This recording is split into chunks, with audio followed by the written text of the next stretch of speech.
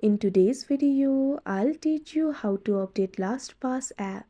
So first of all, launch open Play Store on your device. You can see over here Play Store has been opened.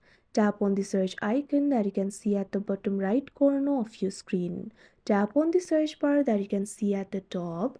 Now after you do that, what you have to do is simply search for LastPass. You'll be able to see the results over here. Find this application for LastPass Password Manager and tap on it.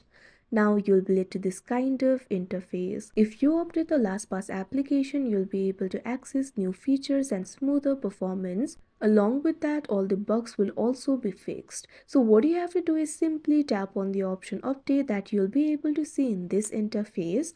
After you do that, wait for a while and the application will be updated. After the app is updated, instead of update option, you'll be able to find this option for open. That means now your application is updated and you can use the latest version of the app.